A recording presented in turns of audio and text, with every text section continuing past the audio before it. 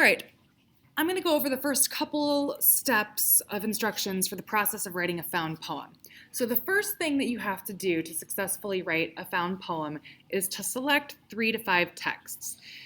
If you're going to select texts that are larger in length, I would shoot for 3. And so you can see here I've chosen The Yellow Wallpaper by Charlotte Perkins Gilman. And this is the page that I've selected from that short story. The next text I've selected is Hills Like White Elephants by Ernest Hemingway. And again, you can see this is a copy. I copied and pasted this from the original to my document here. I've pasted this to my document. And the third text that I've selected for my found poem is A Rose for Emily by William Faulkner. If you're doing shorter pieces, maybe from a magazine or a newspaper, I would select a minimum of 5 texts because those types of writing are going to be a lot shorter and it's not going to give you as much to pull phrases from. So keep that in mind as you're selecting your texts. So that's the first step. I've selected my texts and I've selected the pages.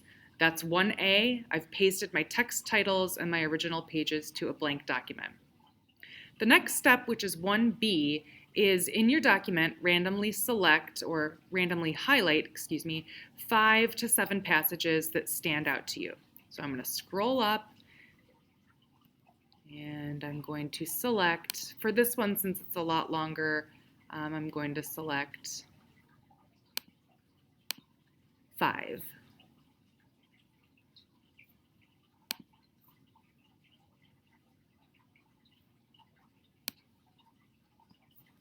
And I'm doing all of these completely at random.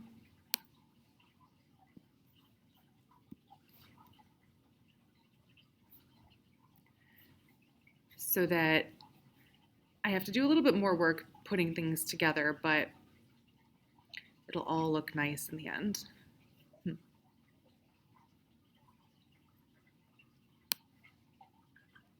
This one is a little bit shorter and there's a lot of dialogue going on in it, so I think I'm only going to select 3 from this piece.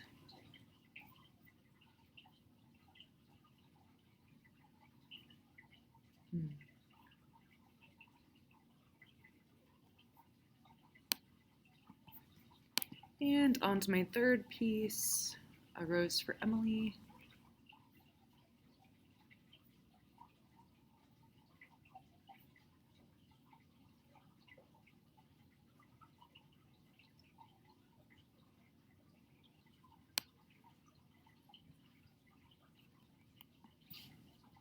And notice here, this particular passage that I've just selected here, it's a lot longer than some of the ones from the previous passage, and so that's okay. Remember, you'll have the opportunity to omit things that don't necessarily work for how you've got things set up.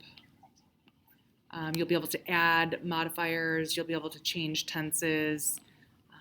So these are all things that are well within what you're allowed to do. So that's 1, 2, 3,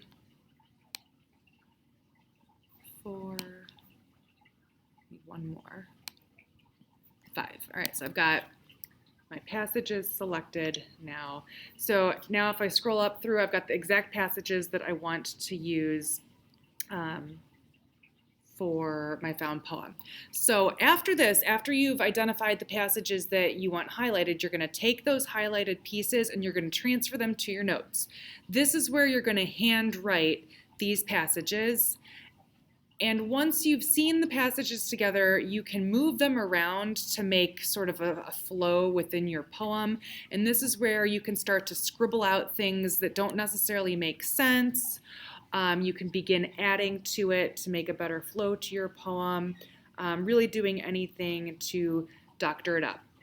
Once you've accomplished that, then you'll photograph your notes and you'll begin transferring your passages into the first draft of this poem.